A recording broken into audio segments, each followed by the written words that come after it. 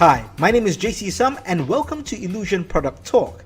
And today we will be exploring illusionism.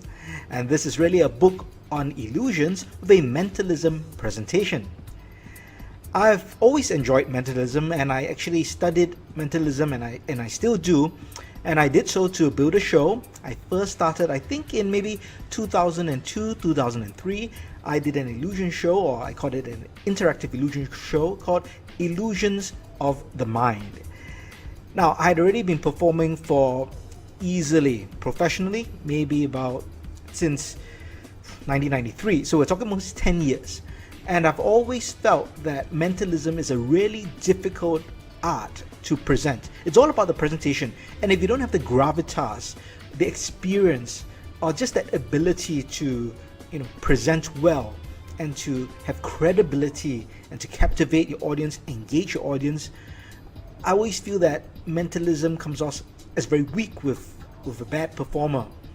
Of course, with any branch of magic or any art, if you're a bad performer, it doesn't look good, but more so for mentalism, because mentalism, doesn't rely on fancy props, big visuals, lighting, smoke. It's really about the performer, and that's why a lot of mentalists consider themselves pure performers, because it's just them, the audience, their script, the way they talk, and maybe some simple props like envelopes, clipboards, and drawing blocks. So I never was comfortable performing mentalism early in my career because I just felt I couldn't do it. I just didn't have that experience. I didn't think I had the credibility to pull it off. But after 10 years, I thought, I'm going to explore this. So I bought all the books, all the literature, had a strong foundation, built the show for a year and then put it out on the market and performed it for about 1.5 years. But I still wasn't satisfied after about 1.5 years. It wasn't at the level I enjoyed or thought that it should be, or gave justification for the art and the material I was performing. So I then put it on hold. Now all this time I was still doing my illusion show. Then maybe about 5, 6 years later, I decided to revisit it because I felt I've gained now even more experience as a performer, perform internationally, all kinds of audiences, another couple of 100 shows under my belt. So I thought I would, tackle doing a professional mentalism show again. And I did, and I think it was successful. Now, I didn't market it as a mentalism show as I did the first time around, because my brand as an illusionist is very strong.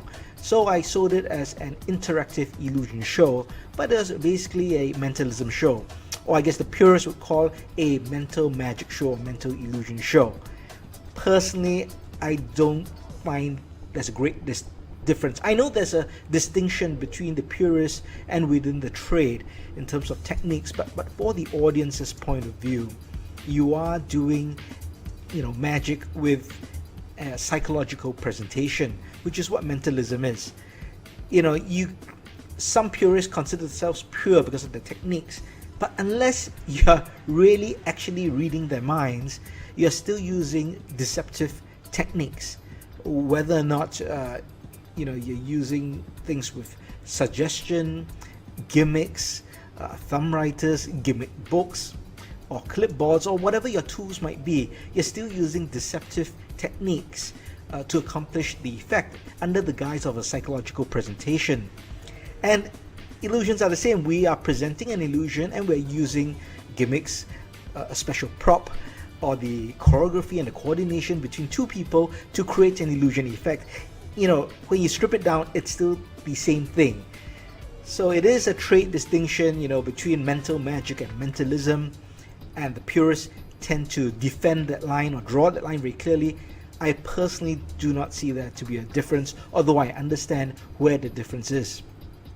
But in any case, I really worked, from purist point of view, I guess, in terms of the illusion presentations or the mentalism presentations. But my angle was also always to have some kind of visual aspect or entertainment value or theatrical aspect when I presented the show. So I guess you could call it theatrical mentalism.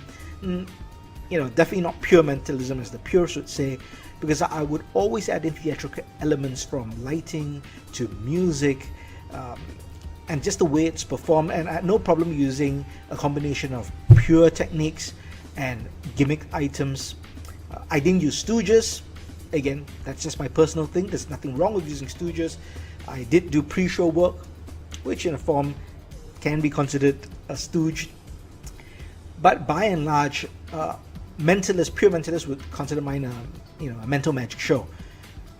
But my point is, I had a lot of experience, studying mentalism and performing mentalism, but also combining visual elements and maybe traditional magic presentations with mentalism to create an interactive psychological illusion show.